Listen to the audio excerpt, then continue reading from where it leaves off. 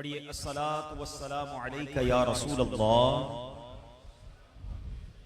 व अला आलिका व अस्हाबिका या हबीब अल्लाह। अस्सलातु वस्सलामु अलैका या नबी अल्लाह व अला आलिका व अस्हाबिका या नूर अल्लाह। अल्हम्दुलिल्लाह अज़्ज़ा व जल। आज रब्बे करीम का जितना शुक्र अदा करें वो कम है कि उसने हमें अपने और अपने हबीब सल्लल्लाहु अलैहि वसल्लम के जिक्र की इस महफिल में बैठने की सआदत बख्शी है। साहिब खाना को दिल की गहराइयों से मुबारकबाद पेश करूंगा कि माशाअल्लाह इतनी प्यारी महफिल आपने सजाई है। अल्लाह आपको इसकी बेहतरीन जज़ा अता फरमाए। दुरूद पाक पढ़ने के बेशुमार फ़ज़ाइल व बरक़ात है। आकाए मदीना सल्लल्लाहु ताला अलैहि वसल्लम का फरमाने आली शान है कि बेशक तुम में से बरोज़े क़यामत मेरे सबसे ज्यादा नजदीक वो होगा जिसने दुनिया में मुझ पर सबसे ज्यादा दुरूद पाक पढ़े होंगे।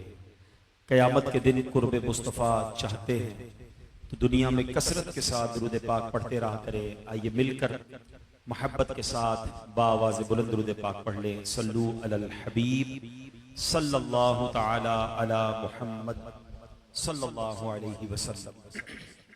आज जिस अजीम हस्ती का हमने जिक्र करना है, हम सबको उनसे बड़ा प्यार है और एक ऐसी अजीम हस्ती है कि एक ही शख्सियत में अल्लाह पाक ने इतने सारे कमालात अता फरमाए। नॉर्मली हम किसी एक शख्सियत के बारे में बात करते हैं तो उसकी कोई एक स्पेशलिटी होती है, कोई दो होती हैं, तीन चार उसकी खूबियां होती हैं। मगर बरेली के ताजदार इमाम इश्क व मोहब्बत मुजद्दिद दीन व मिल्लत परवाना शमे रिसालत इमाम अहमद रज़ा खान अलैहि रहमतुर रहमान वो अजीम हस्ती हैं कि जिनके बारे में जितना पढ़ते हैं, जितना जानते हैं, अकल हैरान हो जाती है। एक तरफ तो आप तकवा और परहेजगारी में अपना एक अलग मकाम रखते हैं, इबादत में आपका मकाम बहुत बुलंद है, सुन्नतों पर अमल सुभान अल्लाह। लेकिन जब आपकी इल्म की बात करते हैं, आपकी नॉलेज की बात करते हैं तो बड़े बड़े मुफ्तियाने किराम, बड़े बड़े उलमा हैरान हो जाते हैं कि किसी एक शख्सियत में इतने सारे उलूम कैसे जमा हो सकते हैं। यानी मिसाल के तौर पे आपको आज की जबान में समझाऊं तो कोई शख्स एक या दो तीन चीजों पर पीएचडी कर सकता है, मास्टर्स कर सकता है, मगर आला हजरत के बारे में आता है कि 100 से जायद उलूम पर, 100 से जायद ब्रांचेस ऑफ नॉलेज पर आप मास्टर्स का दर्जा नहीं रखते थे बल्कि अथॉरिटी का दर्जा रखते थे।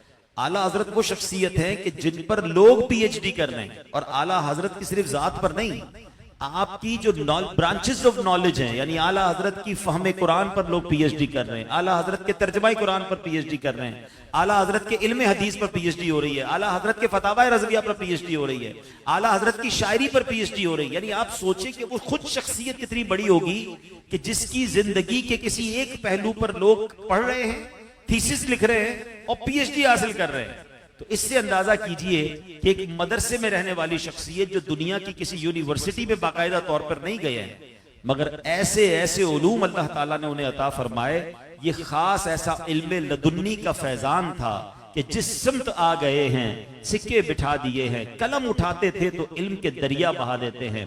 तो आज हम आला हजरत इमाम अहले सुन्नत की उस अजीम फकाहत और जहानत और फतावा पर तो बात नहीं कर सकेंगे क्योंकि ये बड़े बड़े उलमा और मुफ्तियाने किराम का काम है। मैं कुछ आला हजरत इमाम अहले सुन्नत की आदतें और भी इस नीयत से बयान करूंगा कि जब अल्लाह ने अपने वली को इतना बड़ा मकाम दिया और उनकी ऐसी क्या आदतें थी जिनमें से कुछ हम अपनाएं और अपनी जिंदगी को बेहतर करने की कोशिश करें। आला हजरत इमाम अहले सुन्नत को कुरान पाक से बड़ी मोहब्बत थी। अच्छा, अल्लाह पाक जब किसी शख्सियत से बहुत बड़ा काम लेना चाहता है ना तो उसे अपने करम से चुन लेता है और फिर उनको गलतियों से भी बचाता है। 4 साल की उम्र में आला हजरत ने पूरा कुरान पाक नाजरा पढ़ लिया था। एक बार कारी साहब आपको पढ़ाने आए, कुरान शरीफ पढ़ा रहे थे, तो कारी साहब मिसाल के तौर पे पढ़ाते थे जबर, आला हजरत की जबान से निकलता था जेर। दोबारा पढ़ाया, एक लफ्ज उसमें जबर था, आला हजरत की जबान से जेर ही निकलता रहा। आपके वालिद साहब करीब बैठे थे, आप जानते थे कि आला हजरत एक बार कोई बात समझाई जाए ना उसको हमेशा रिपीट ठीक ही करते हैं। ऐसा हो नहीं सकता कि अहमद रजा ऐसी गलती बार बार करे। जब काफी देर तक ये देखते रहे कि कारी साहब जो पढ़ाते थे आला हजरत उसके मुकाबिल कुछ और पढ़ रहे हैं, तो आपने कहा कि कारी साहब ऐसा करे कि कुरान पाक के इस नुस्खे की जगह कोई और नुस्खा मंगवाए। कदीम नुस्खा मंगवाया गया और जब जग निकाल कर उसको चेक किया गया तो वहां वही एराब लगे हुए थे, वही लफ्ज मौजूद था जो आला हजरत की जबान से निकल रहा था। यानी अल्लाह करीम ने बचपन ही से उनको गलती से महफूज रखा। याद रखिए, औलिया किराम की बहुत सारी इकसाम। कुछ औलिया वो होते हैं जो पैदाइश से पहले चुन लिए जाते हैं, जिनको कहा जाता है मादरजाद वली हैं। पैदा होते ही अल्लाह के, मेरी माँ के पेट में भी उनकी करामतों का ज़ुहूर हो जाता है। कुछ औलिया किराम वो होते हैं कि जिन्होंने जिंदगी किसी और अंदाज से गुजारी, मगर जब गुनाहों से तौबा की अल्लाह करीम ने उन्हें विलायत का मर्तबा अता फरमा दिया। अच्छा, ये औलिया किराम का जो कैटेगरी है ना, वो हमारे लिए बड़ी यूं समझिए कि मोटिवेट करती है कि ऐसा हो सकता है कि गुनाहगार आदमी भी उससे अल्लाह राजी हो जाए, वो कोई ऐसा नेक अमल कर ले, अल्लाह की रिजा हासिल कर ले, अल्लाह उसे भी अपना वली बना देता है। और ऐसे बहुत सारे वाक़यात हैं। हजरत फुज़ैल बिन इयाज़ रहमतुल्लाह ताला के बारे में आता है कि आप तो डाकू थे, मगर तौबा की, अल्लाह ने वलियों का सरदार बना दिया।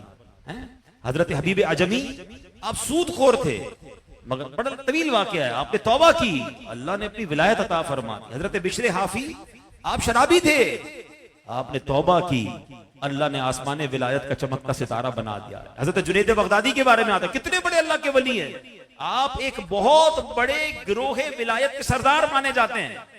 मगर हजरत जुनैद बगदादी के बारे में आता, पहलवान थे, कुश्तियां लड़ते थे, मगर एक सैयदजादे की ताजीम में लड़ाई जानबूझकर हार गए हैं। अपनी हार मानी आले रसूल के लिए अल्लाह ने उनको ऐसी जीत अता फरमा दी कि वलियों का सरदार बना दिया। तो ये तमाम बातें हम जैसे गुनाहगारों को मोटिवेट करती हैं कि अल्लाह की रिजा वाले काम करते रहा करो और अल्लाह से मांगते भी रहा करो, वो बड़ा करीम है।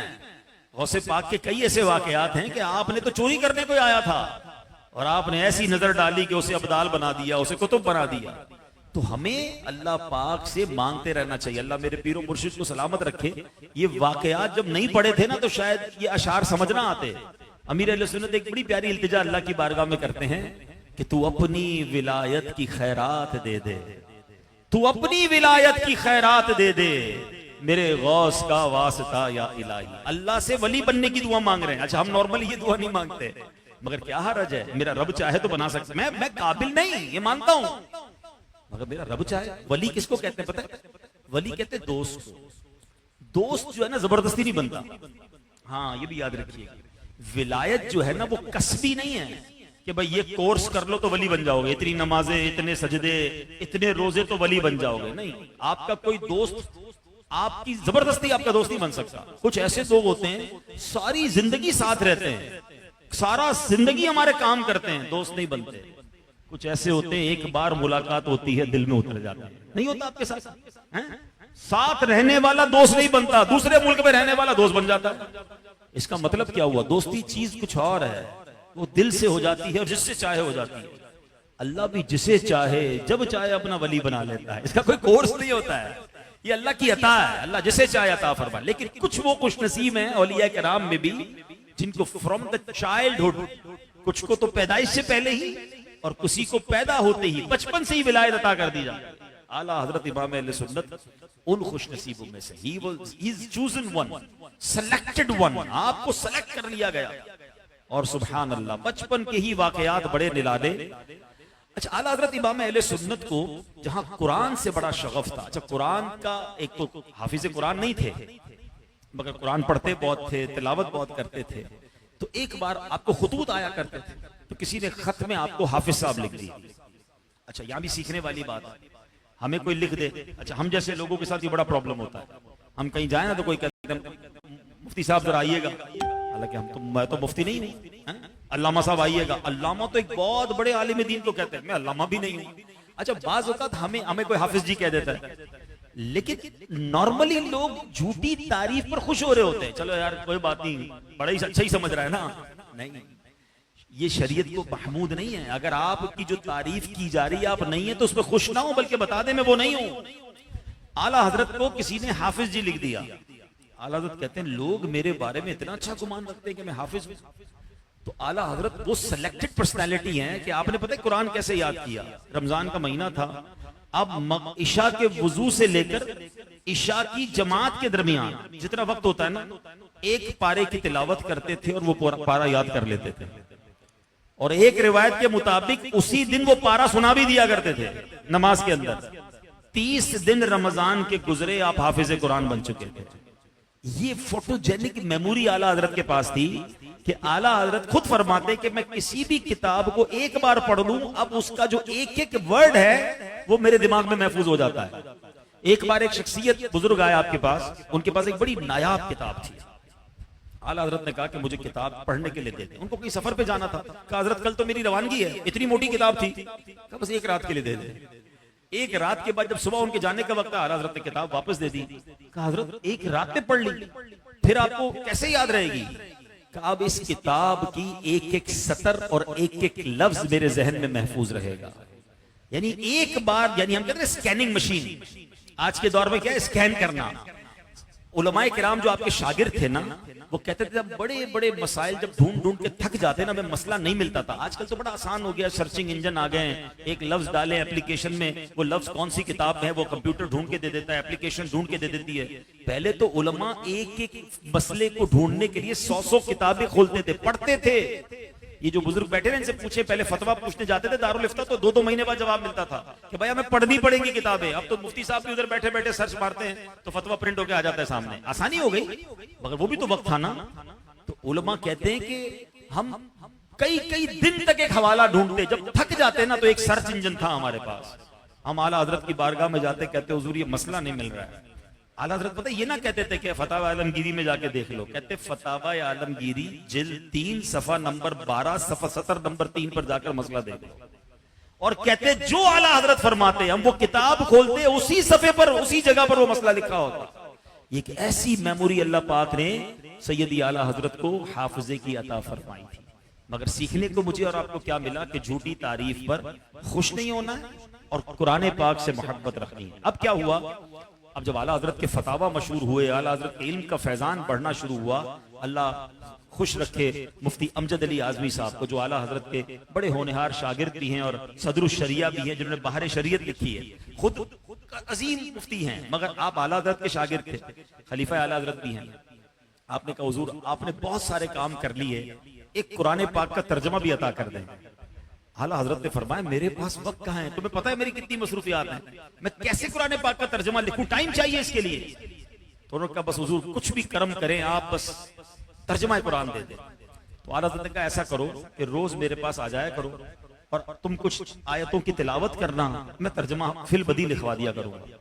यानी तर्जुमा कुरान जो है ना, वो लिखने के लिए मुफ्तियाने किराम से कभी पूछिएगा, हर वक्त कई किस्म की तफासीर कुरान सामने हो तो बंदा तर्जुमा कुरान कर सकता है, मगर कंजुल ईमान जो दुनिया के one of the best Urdu तर्जुमों में है, सदरुल शरिया कहते हैं मैं रोजाना असर के बाद कुछ देर के लिए आला हजरत की बारगाह में जाता और मैं कुरान पाक की कुछ आयतें तिलावत करता, आला हजरत मुझे फिल बदी जबानी तर्जमा लिखवाना शुरू करते, मैं अपने हाथ से तर्जमा लिखता, मगर रात जाकर मुख्तलिफ कुरान पाक की तफसीरों को खोलता और आला हजरत के तर्जमे को देखता, मुझे ऐसा लगता कि आला हजरत ने कई तफसीरों का निचोड़ और इतर अता फरमा दिया।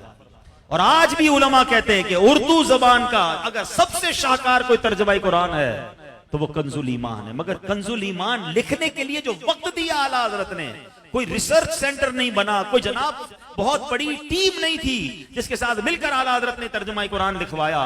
मेरे रजा के सामने तिलावत कुरान होती जाती, वो जबानी तर्जुमा बताते जाते, जो तर्जुमा आज हमारे सामने मौजूद है। शायर कहते हैं ना, खिदमत कुरान पाक की वो लाजवाब की, खिदमत कुरान पाक की वो लाजवाब की, राजी रजा से साहिबे कुरान है आज भी, अहमद रजा का ताजा गुलिस्तां है आज भी, खुर्शीद इल्म उनका दरख्शां है आज भी, सब उनसे जलने वालों के गुल हो गए चराग, अहमद रजा की शम्मा फरोजां है आज भी। हम क्यों आला हजरत की तारीफ ना करें, ऐसी पर्सनैलिटी हैं, कमाल देखें। कुछ कुरान की बात की ना, अब आओ कुछ हदीस के बारे में बताता हूं। आला हजरत की हदीस पर नजर कैसी थी, आप कैसे इंसाइक्लोपीडिया थे।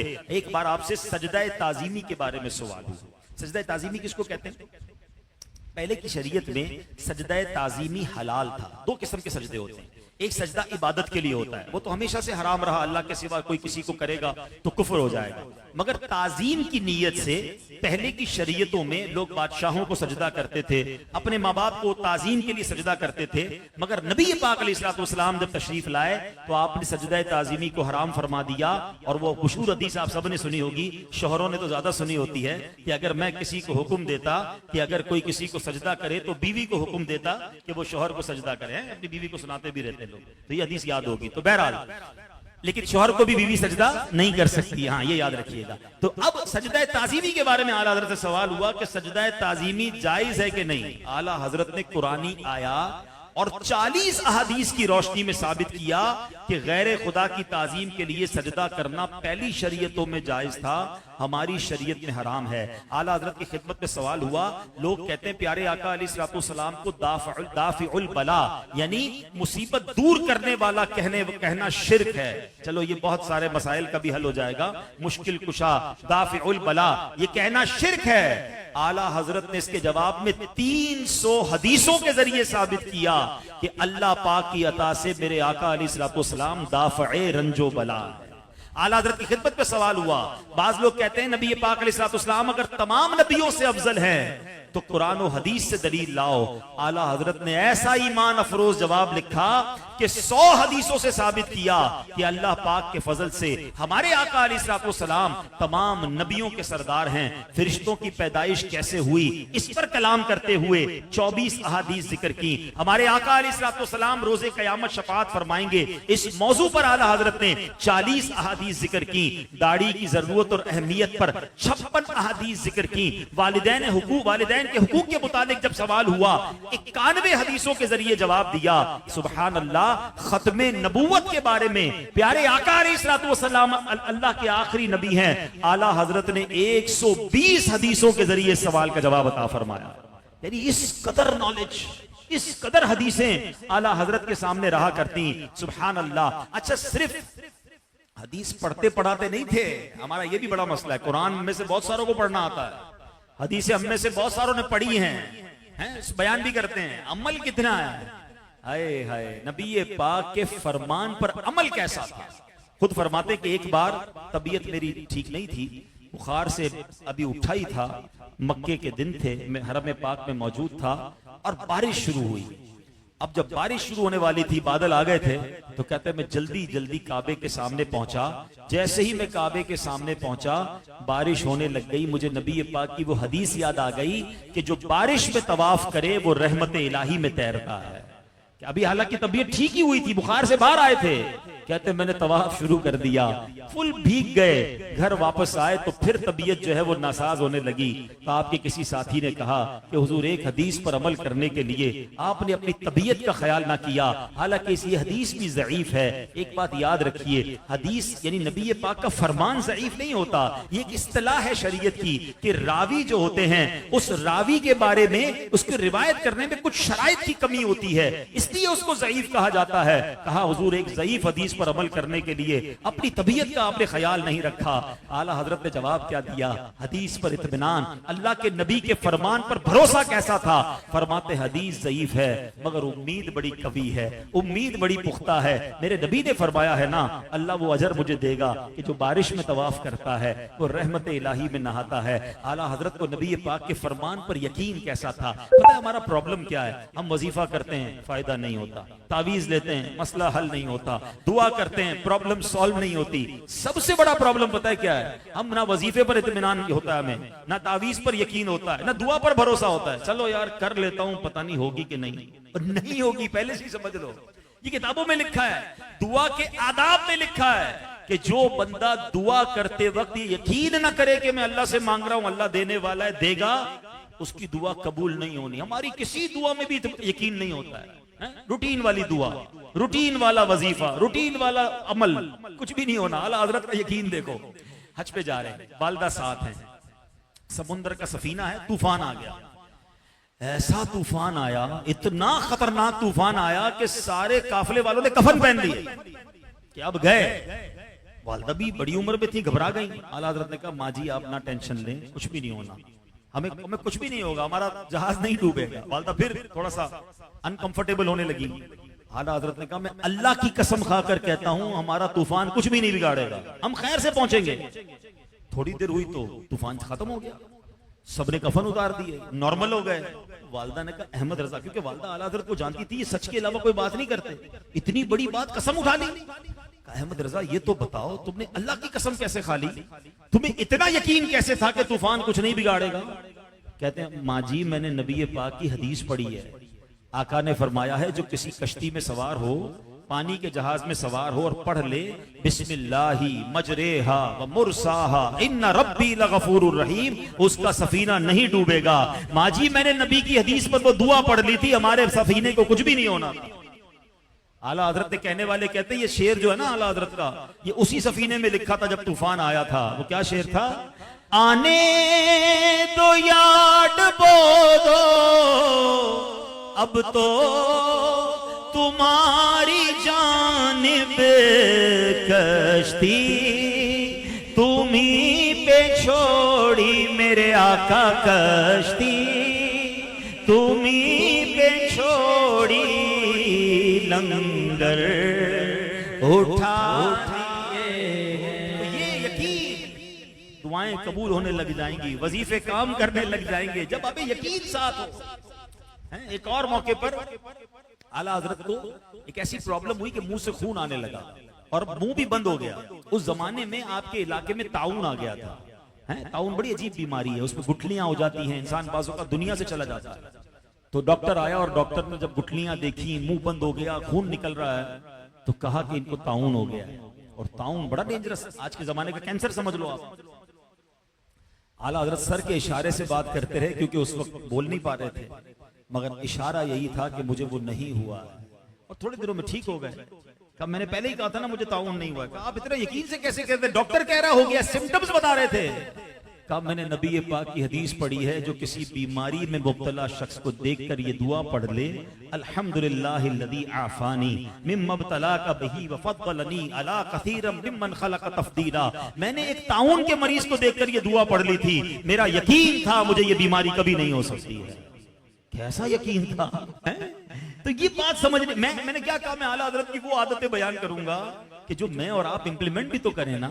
हम भी दुआएं करते हैं, हम भी वजीफे पढ़ते हैं, मगर इत्मीनान यकीन नहीं, यकीन के साथ।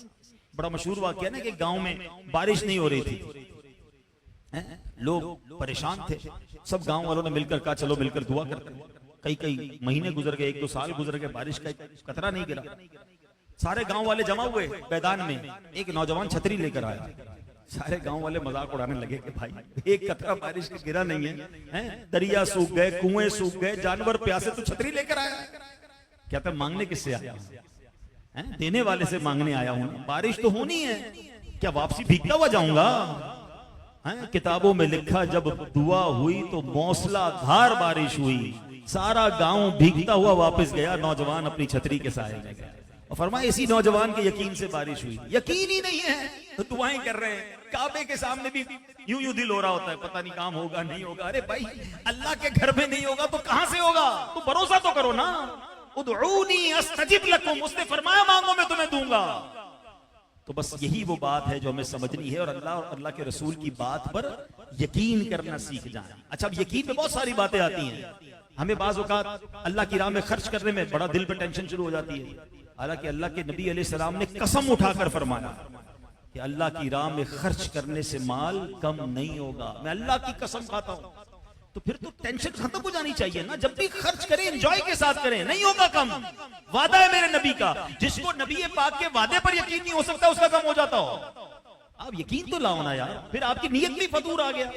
ऐसी बहुत सारी बातें जो अल्लाह के हबीब अलैहिस्सलाम ने वादे फरमाए हैं, तो आप यकीन के साथ काम करते चले जाएं, फिर उसका नतीजा आप देखते चले जाएंगे। आला हजरत इमाम अहले सुन्नत इतनी बड़ी शख्सियत होने के बावजूद हुकूकुल इबाद का कैसा ख्याल था।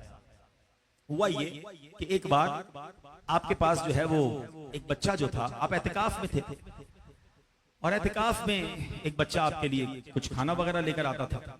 तो आपने, वो बच्चा जो था वो थोड़ा सा लेट हो गया। अब जब लेट हुआ तो आपने उसके सर पर एक चपत लगा दी कि मियाँ इतनी देर से क्यों आए। तो 2 घंटे लेट आया था वो।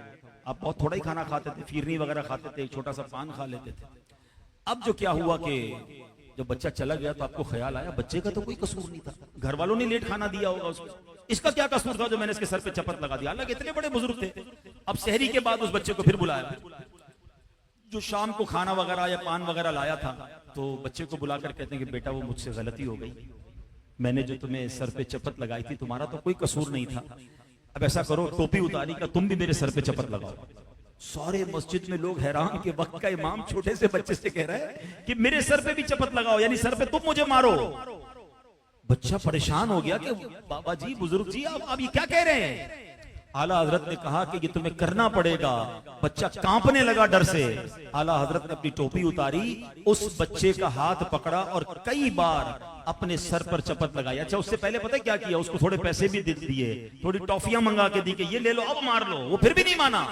फिर उसका हाथ पकड़कर अपने सर पे चपत लगाई और उसके बाद आपको चैन आया कि कहीं ये बच्चा, क्योंकि अच्छा बच्चा कहता मैंने आपको माफ किया, ये शरई मसला सुन लो।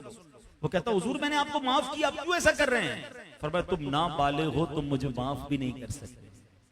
हाँ, ये शरई मसला याद रखिएगा, नाबालिग हमें तोहफा भी नहीं दे सकता क्योंकि उसकी मिल्क ही नहीं है, यानी उसकी मिल्क तो होती है लेकिन वो किसी को दे नहीं सकता। नाबालिग के हुकूक भी आप माफ नहीं करवा सकते क्या, यानी मिसाल के तौर पे किसी नाबालिग को आपने किसी तरह तंग किया, तकलीफ पहुंचाई, वो माफ भी नहीं कर सकता। मैं पीर और मुर्शिद अमीर अहले सुन्नत का एक अंदाज बताऊं, एहतियात किसको कहते हैं, कैसा फैजान आला हजरत है उन पर। अमीर अहले सुन्नत एक बार फरमाते हैं मैं अपने बच्चों के बालिग होने का इंतजार करता रहा और जब मेरे बच्चे बालिग हुए तो सबसे पहले मैंने उनसे माफी मांगी कि तुम्हारी नाबालगी में अगर आज तक मैंने तुम्हारा कोई हक तलफ किया तो अल्लाह की रजा के लिए माफ कर दो, क्योंकि बच्चा नाबालगी में अपने हक भी माफ नहीं कर सकता। तो अब सोचिए बच्चे के साथ ज्यादती नहीं करनी चाहिए, उसके साथ कोई ऐसा अमल ना करे जिससे उसका दिल टूट जाया करे। लेकिन आला हजरत का हुकूकुल इबाद का ऐसा अंदाज था। तो सुभान अल्लाह, आला हजरत की बात करें और उनके इश्क रसूल की बात ना करें तो बात अधूरी रह जाती है। इमाम इश्क मोहब्बत आला हजरत नबी पाक से इतना वालेहाना प्यार करते थे कि आपसे निस्बत रखने वाली हर चीज से भी कैसा प्यार था। आपने एक शेर लिखा, आका तेरी नस्ले पाक में है बच्चा बच्चा नूर का, तू है ऐने नूर तेरा सब घराना नूर का। सिर्फ ये शेर नहीं लिखा, पढ़ता तो मैं भी हूं, आप भी हैं। आपने प्रैक्टिकली इसको साबित किया। आले रसूल का क्या अदब हुआ करता कि जब आपके पास कोई सैयद ज्यादा आता, आप किसी को चीजें तकसीम फरमाते, लंगर वगैरह बांटते, पता चलता ये सैयद है तो आप उसे 2 अता फरमाया करते। हर ईद के दिन आला हजरत सबसे पहले किसी सैयद से मुलाकात होती, उसका हाथ चूमा करते। सुभान अल्लाह, एक बार अपनी तदरीस फरमा रहे हैं, स्टूडेंट सामने बैठे हैं, आला हजरत खड़े हो गए, थोड़ी देर बाद फिर बैठ गए, थोड़ी देर हुई तो फिर खड़े हो गए, 2-3 बार ऐसा हुआ। लोगों ने समझा कोई तबीयत की खराबी है। कहा हुजूर आप बार बार खड़े क्यों हो जाते हैं। कहा बराबर गली से एक बच्चा खेलते खेलते मेरे सामने आ जाता है, मुझे पता है ये बच्चा सैयद है, ये मेरे सामने आता है, मैं इसके अदब में खड़ा हो जाता हूं। इतना बड़ा, इतना इश्क रसूल और नबी पाक की आल से ऐसा प्यार। और सुभान अल्लाह, इश्क रसूल की वो मेराज थी आला हजरत के पास कि आला हजरत आले रसूल की खुशबू सूंघ लिया करते थे। एक बार क्या हुआ, बड़ा मशहूर वाकया है कि बरेली के आज माशाल्लाह किसी को अगर बयान के लिए उलमा को लोग बुलाते हैं, नात ख्वानों को बुलाते हैं तो बाज़ औक़ात गाड़ी वगैरह भेजते हैं, ट्रांसपोर्ट का इंतजाम करना भी चाहिए। उस जमाने में गाड़ियां कम होती थी तो डोलियां भेजी जाती थी। वो डोली क्या होती थी कि 4 मजदूर कांधे पर उस डोली को उठाते थे और बुजुर्गों को ले जाया करते थे, मेहमानों को लाया करते थे। तो आला हजरत को भी एक जगह बयान के लिए डोली भेजी गई। आला हजरत उस डोली में बैठ गए। जब वो डोली बरेली के बाजार में चलने लगी तो आला हजरत ने कहा रोको इसको। डोली रोकी गई, नीचे रख दी गई। आला हजरत बाहर आते हैं, वक्त के मुफ्ती हैं, वो वक्त का मुजद्दिद है, लाखों हजारों उलमा का इमाम है। आप बाहर निकलकर आंखों में आंसू हैं। 4 मजदूर जिन्होंने कांधा दिया होता है, आला हजरत फरमाते बताओ तुम चारों में सैयद कौन है। मुझे आले रसूल की खुशबू आ रही है। आप नबी पाक से इश्क का आलम देखें, स्मेल कर लिया करते थे प्यारे आका की आल को। एक गरीब मजदूर शहजादा आगे आता है, हाथ जोड़कर कहता हुजूर मैं ही सैयद हूँ, क्या मुझसे कोई गलती हो गई है। अल्लाह अकबर, ये सुनना था। आला हजरत की आंखों से टप टप आंसू गिरने लगे। सैयद ज़ादे मुझे माफ कर दो, मुझे पता नहीं था कि कोई सैयद ज़ादा मेरी डोली को कांधा ले रहा है। ऐ सैयद ज़ादे मुझे माफ कर दो। उधर सैयद ज़ादा भी रोने लग गया, कहता हुजूर गरीब आदमी हूँ, मजदूर था, कोई मजदूरी नहीं मिल रही थी, इसलिए डोली को कांधा देने आ गया। कहा नहीं नहीं, अब मुझे जब तक चैन नहीं आएगा, जब तक आप डोली में नहीं बैठेंगे और मैं इस डोली को ना उठाऊंगा। अल्लाह अकबर। लोग जमा होना शुरू हो गए, बाजार में रश लग गया, लोग आला हजरत को पहचानते थे, लोगों की चीखें निकल गई। हुजूर कहता, हुजूर कैसी बात करते हैं, इसमें आपका क्या कसूर है, मैं तो अपनी रोजी कमाने आया था, ये कैसे मुमकिन है कि इतने बड़े मुफ्ती और आलिम को मैं डोली में बैठूं और वो मुझे कांधा दें। आला हजरत ने देखा कि सैयदजादे मान नहीं रहे, अपना इमामा उतारा और उस सैयद के कदमों में रख दिया। ऐ सैयदजादे मेरी बात मान लो, वरना कयामत के दिन अगर रसूल पाक अलैहिस्सलातु वस्सलाम ने मुझे फरमाया, अहमद रजा क्या मेरी आल इसलिए थी कि तुम उसके कांधों पर सवारी करते। अल्लाह अकबर। अब सैयदजादा क्या करता, वो आला हजरत का हुक्म मानकर उस डोली में बैठा और बुजुर्गी के आलम में सैयदी आला हजरत ने उस डोली को कांधा दिया। तो कई लोगों ने उसकी गवाही दी कि हाँ, हमने अपनी आंखों से देखा कि आला हजरत डोली को कांधे पर उठाकर जा रहे हैं। ये कहना आसान है, मगर आला हजरत ने साबित किया कि करूं तेरे नाम पे जान फिदा, न बस एक जान दो जहां फिदा, दो जहां से भी नहीं जी भरा, करूं क्या करोड़ों जहां नहीं। ऐ मेरे प्यारे इस्लामी भाइयों, फिर हमें सीखने को क्या मिल रहा है कि आज हमारे अतराफ में भी सैयद साहिबान होते हैं, आले रसूल होते हैं, हमें उनका अदब करना चाहिए। अरे उनकी रगों में नबी पाक का खून है, बल्कि गरीब सैयदजादों की खिदमत करनी चाहिए। कुर्बान जाइए अमीर अहले सुन्नत पर। अमीर अहले सुन्नत ने कई बार मदनी मुज़ाकरों में यह फरमाया कि अपनी रोजी का कोई 1% फिक्स कर ले, अपने नफे का कोई परसेंटेज फिक्स करे कि वो पैसे सिर्फ साफ पैसे आले रसूल की खिदमत पे खर्च करे। अरे जिनके नाना का सदका हम खा रहे हैं, अगर उनकी आल की खिदमत आप कर देंगे, इनकी दुआएं लग गई तो नाना जान की शफाअत मिल जाएगी। तो आइए आज मैं और आप भी सैयदी आला हजरत इमाम अहले सुन्नत के इस अमल को सामने रखते हुए कुछ न कुछ अपनी जिंदगी में सैयद साहिबान की खिदमत का हिस्सा रखा करें। और सच्ची बात यह है, इनकी खिदमत करके हम अपने भाग जगा रहे होते हैं, हम इन पर एहसान नहीं कर रहे, इनके नाना जान का सदका हमें मिल रहा है। तो बहरहाल आला हजरत का इश्क रसूल कैसा है कि सच्ची बात यह है, कुछ शख्सियात का तारुफ होता है कि जनाब ये हिसाब में बड़ा मजबूत है, ये जनाब कैलकुलेशन में बड़ा मजबूत है, इसकी प्लानिंग बड़ी अच्छी है, ये खूबसूरत बहुत है, इसका जहन बहुत अच्छा है, ये बोलता बहुत अच्छा है। मगर आला हजरत का तारुफ क्या है? इश्क मोहब्बत, इश्क मोहब्बत। आला हजरत यानी नबी पाक का इश्क उनके अंदर ऐसा था कि जनाब आज भी आला हजरत को पढ़ें। सच्ची बात तो यह है कि आला हजरत मुझे और आपको सिखाते हैं कि सरकारे दो आलम से प्यार करना है तो कैसे करना है। बातें तो बहुत सारी हैं, अशार तो बहुत सारे हैं, अगर आला हजरत के इश्क को जांचना है तो आपकी शायरी को पढ़ें। आप बताते हैं कि नबी पाक से मोहब्बत कैसे करनी है। अच्छा, सरकार अलैहिस्सलातु वस्सलाम से इश्क कैसा था? जब कोई फना फिर रसूल के मर्तबे पर होता है ना, तो उसको हर जगह अपना महबूब ही याद आता है। अब मिसाल के तौर पे हम किसी बाग में जाएं, आजकल जाते हैं गर्मियों में लोग अच्छे इलाकों में, सब्ज इलाकों में, बड़ा अच्छा लगता है, फूल भी हैं, बाग भी हैं, हम कहते हैं जनाब बड़ा मजा आ रहा है, फूलों की खुशबुएं अच्छी हैं, जनाब बड़ा ग्रीनरी है, तबीयत फ्रेश हो गई। मगर आला हजरत ने हो सकता है किसी बाग की सैर की तो कलम उठाकर क्या लिखते हैं, उन्हीं की बू मायाए समन है, उन्हीं का जलवा चमन चमन है, उन्हीं से गुलशन महक रहे हैं, उन्हीं की रंगत गुलाब में है। मैं और आप गुलाब सूंघे तो कहते बड़ी खुशबू है, मेरे रजा कहते खुशबू ऐसे ही नहीं आई, क्या मदीने से सबा आई के फूलों में है आज कुछ नई बू, भीनी भीनी प्यारी प्यारी वाह वाह। कहते हैं जो आज भूनी भीनी खुशबू आ रही है ना, इसकी वजह यह है कि मदीने से हवा आई है जो इन फूलों को टच करके गुजरी है। सुभान अल्लाह। आज मैं और आप देखते हैं, जब भी चांद देखते हैं चांद की खूबसूरती में खो जाते हैं। चांद की दो सूरतें बड़ी खूबसूरत हैं। एक खूबसूरती है जब चांद पहली रात का हो, जो जिसको क्रिसेंट कहते हैं, हिलाल कहते हैं, और जनाब जब चांद पूरा हो तो उसे फुल मून कहते हैं, 14वीं रात का चांद कहते हैं।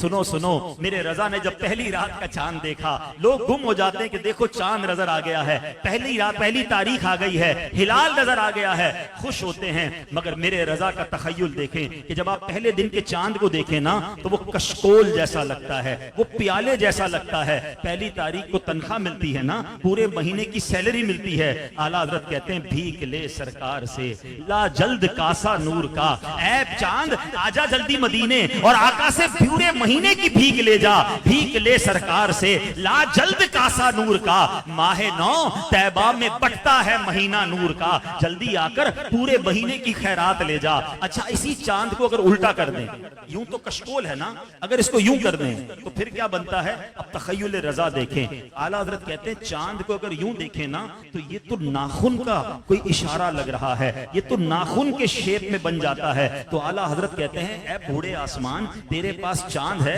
इतना फूल रहा है, पहली रात का चांद है, अपने ऊपर इतना फूल रहा है, इतना मत फूल, मेरा दिल भी मेरे आका के मुबारक पैरों के नाखून का शहदाई है।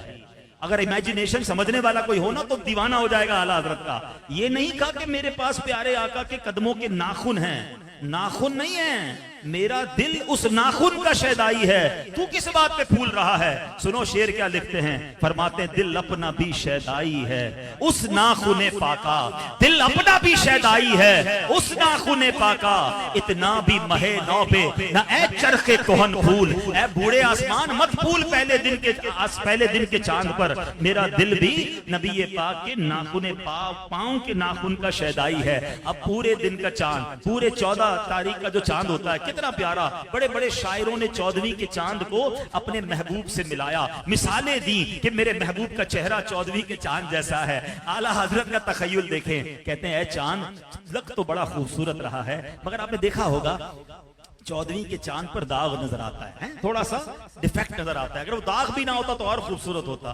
तो आला हजरत कहते हैं चांद तुझसे हो गई गलती, गलती ये हो गई कि तेरे पास ही तो गुजरे थे प्यारे आका मेराज की रात हैं, आसमानों की सैर पे गए थे ना, नबी पाक आसमानों पर गए, तेरे करीब से ही तो गुजरे थे। आका के कदमों से लगने वाली खाक उठा लेता, चेहरे पे मल लेता, तेरे दाग धुल जाने थे। क्या लिखते हैं, सितम किया कैसी मत कटी थी, कमर वो खाक उनके रह गुजर की। सितम किया कैसी मत कटी थी, कमर वो खाक उनके रह गुजर की। उठा न लाया कि मलते मलते ये दाग सब देखना मिटे थे। अच्छा, अब मैं और आप जब कभी गांव में जाएं, वैसे मदनी काफिलों में जाया करो तो गांव में भी जाने को मिलता है। अब तो शहर वालों ने तारे देखे ही नहीं है, ये बच्चों ने तो पता नहीं कितना टाइम हो गया स्टार्स नहीं देखे होंगे, लाइटों में नजर नहीं आते, मगर आप किसी इंटीरियर में जाएं तो तारे बहुत अच्छे लगते हैं और बहुत सारे नजर आते हैं। हम देखे तो कहते हैं देखो देखो चांद आसमान पर कितने तारे नजर आ रहे हैं, मगर जो नबी पाक के इश्क में गिरफ्तार हो ना है, उसे वहां भी आका की याद सताती। कहते पता ये तारे क्यों चमक रहे हैं, ये तारे क्यों दमक रहे हैं। कहते जब नबी पाक मेराज की रात दूल्हा बने थे ना और गुस्ल किया था तो आका के जिस्म से जो कतरे टपके थे वो तारों ने संभाल कर रख लिए थे। वही तो अब तक छलक रहा है, वही तो जो बन टपक रहा है, नहाने में जो गिरा था पानी कटोरे तारों ने भर लिए। सबसे अल्लाह की बड़ी नेमत, सबसे खूबसूरत नेमत कौन सी है, जन्नत। आज हम मुस्तफा भाई के घर में आए तो कोई इंटीरियर देख रहा होगा, कोई झूमर देख रहा होगा, कोई कलर देख रहा होगा, कैसा बनाया है, जन्नत कैसी होगी और उसका रंगो रोगन कैसा होगा। मेरे रजा से पूछो, इश्क देखो, जन्नत के बारे में ख्याल भी आया तो क्या ख्याल आया। कहते मैं बताता हूं, जन्नत का जो रंगो रोगन है ना वो पता है क्या था। मेरे आका अलैहिस्सलाम के जब तलवे धोए गए थे ना मेराज की रात, जिस्म नहीं तलवों का जो धोवन बचा था ना, उसी को अल्लाह के करम से जन्नत का रंगो रोगन बना दिया गया। बचा जो तलवों का उनके धोवन, बना वो जन्नत का रंगो रोगन।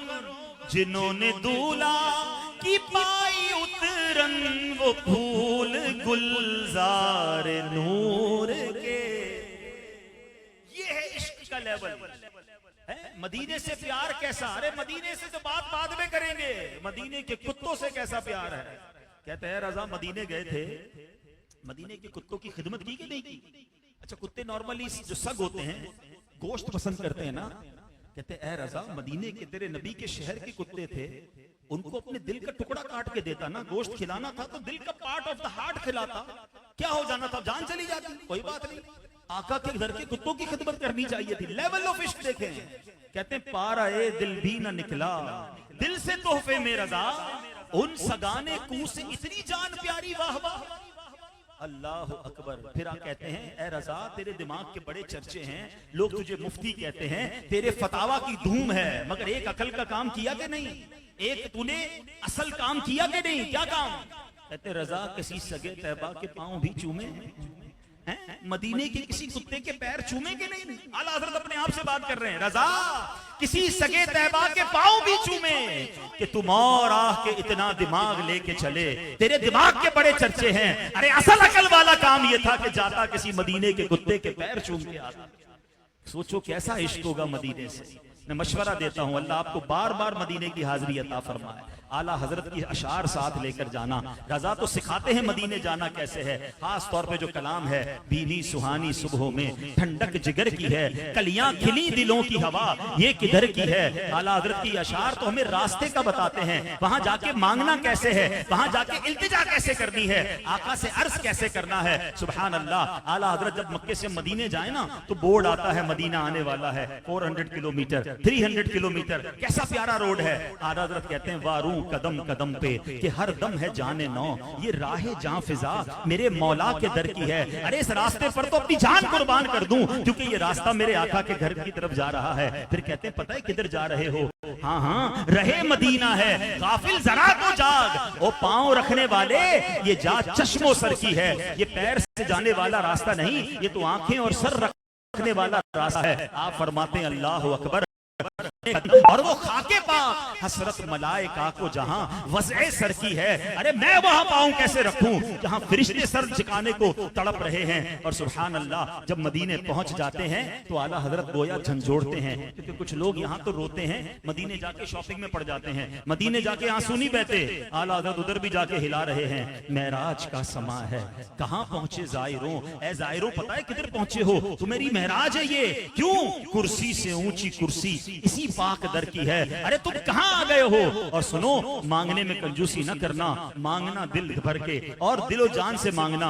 मांगेंगे मांगे जाएंगे, मुंह मांगी पाएंगे, सरकार में ना ला है ना हाजत अगर की है। अरे ये मना नहीं करते, जो मांगोगे अता फरमाएंगे। अच्छा, मांगते हुए कुछ लोग हेसिटेट होते हैं, और ऐसा दुनिया में होता है। दुनिया में कोई भी किसी से मांगे, अल्लाह कभी हमें किसी के आगे हाथ फैलाने की नौबत ना आए, हमेशा हम देने वाले रहें। क्योंकि जब बंदा मांगता है ना, अपने आप को डीमोरलाइज फील करता है, इज्जत कम हो जाती है।